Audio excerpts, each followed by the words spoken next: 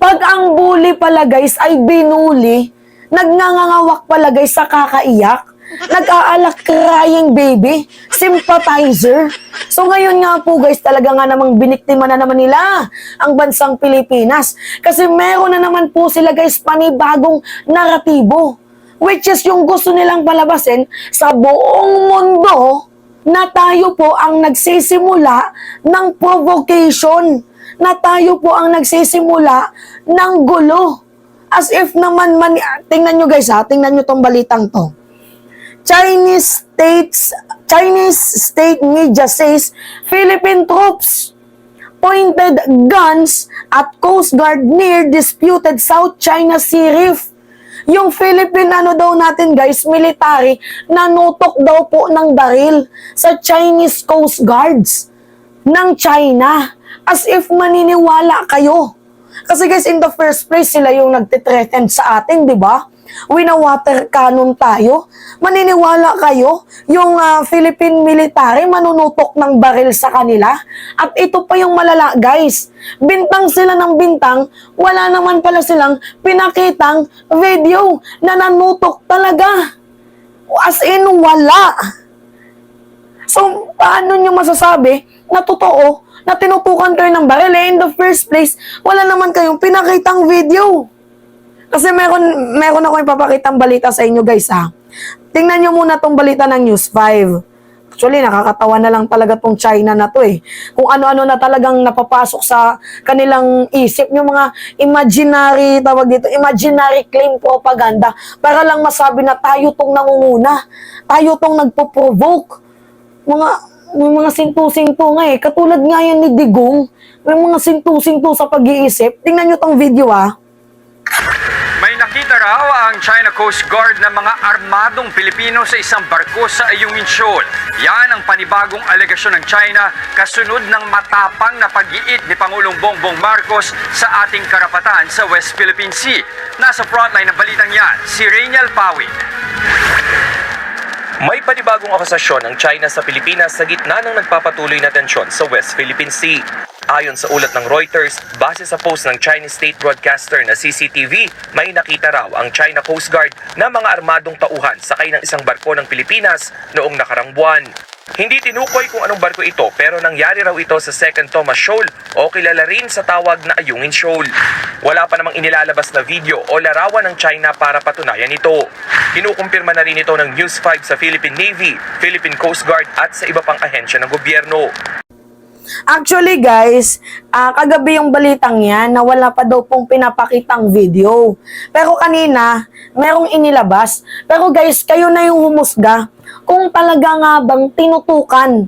Kung sa tingin nyo tutok talaga ang nangyari, kung tinutukan talaga ng mga Pinoy, ng baril, yung China Coast Guard. Ito guys, ito yung ginawa nilang video. Actually, ang lala guys, kasi last month pa pala to. Last month pa pala nangyari, bakit ngayon nyo lang nilabas sa media?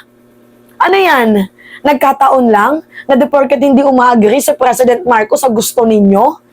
Ha? Nahulihin yung mga trespasser na mga foreigners? Kaya kayo nagkakaganyan? Kasi di ba guys, nagkaroon ng sagutan yung isang bulok na general ng China at itong si President Marcos. Nagkasagutan sila, kung matatandaan ninyo, di ba? Na gustong ipahiya ng general na yun, si PBBM, pero ang nangyari, sila yung nasunog. Kasabay din nun, guys, yung hindi pagsang-ayon, hindi kinilala ni President Marcos na huliin daw yung mga trespasser, hindi umagri, si PBBM pumalag. So ngayon na hindi nila kayang i-control si President Marcos, ito yung ginagawa nila. Nagpapakalat ng mga imaginary claim black propaganda para sa bansang Pilipinas na mismo at sa presidente. Yun ba yun? Ito yung video guys, panoodin ninyo. Kayo yung umusga kung talaga nga bang tinutukan sila ng baril. Tingnan nyo ha. Yan. Diba? Hilig nilang mag-caption, no?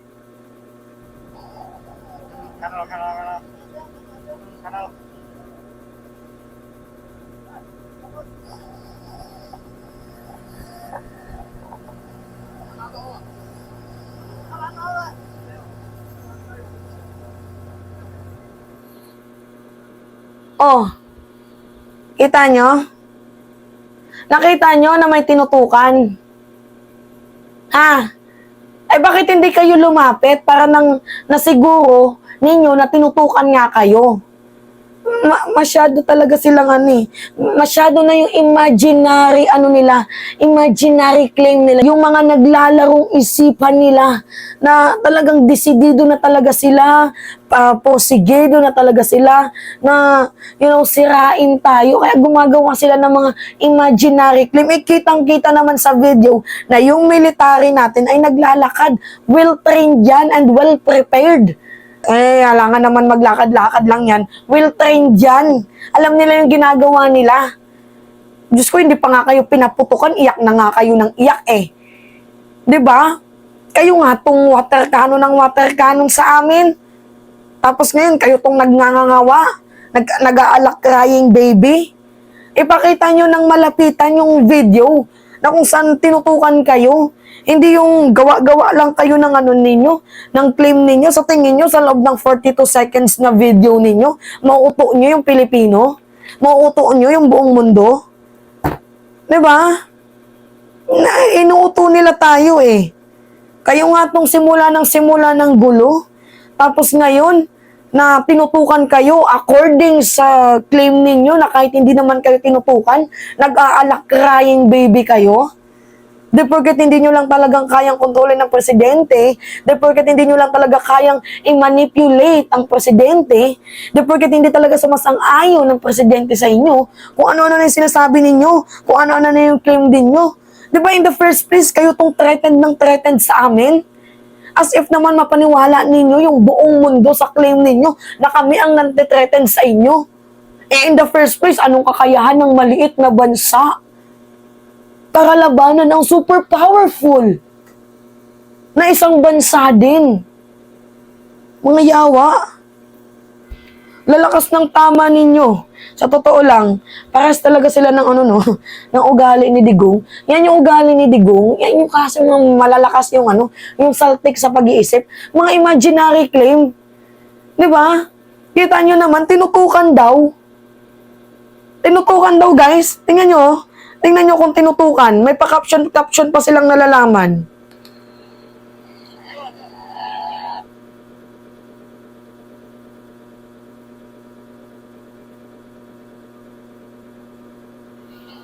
Yan.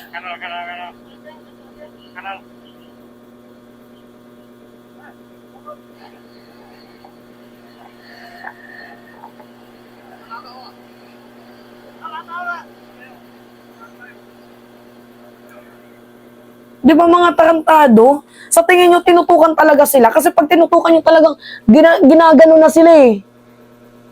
Ang problema, gumagano, naglilibot lang. Tapos tiniming lang nila na nakatutok ata sa kanila, ganun. Or di kaya ibang angle yung pagkuha nila. Alam nyo, hindi talaga kasi kapanipaniwala itong China. Mahirap paniwalaan. Yang mga nilalabas nila, actually kahit yung buong mundo dito nakikinig sa atin, pagtatawanan lang sila. Kasi mga imaginary claim. Paano nyo masasabi na totoo ang video, hindi nga kayo lumapit? Hindi klarado. Di ba? Mga bugok ba? Mga clown, mga patawa. Ayun, sa tingin ninyo, paniniwala kayo? Sko po. Grabe sila makagawa ng mga exaggerated news. Grabe. Grabe talaga makapagpakalap ng black propaganda itong CCTV news ng China. Anyway, hindi na bago. Hindi na kami na-surprise. Wala nang bago eh. Ugali nyo na yan eh. Habi nyo na yung manira eh. Ano pa bang bago? Malamang sa alamang wala. Wala nang bago dyan. Yung ginagawa lang talaga nila, ang pinupunto lang talaga nila, yung parang tayo yung nagpo-provoke. Diba? Palibasa, nasunog kayo ni President Marcos eh. Yan yung napapalaan sa inyo. Mga yawa talaga to. Kaya nga naiinis ako eh. Hindi ko sana to balak content. Naiinis ako. Ano nung kiniklaim nila. Tapos wala naman pala silang matibay na ebidensya. Kita mo, bugok.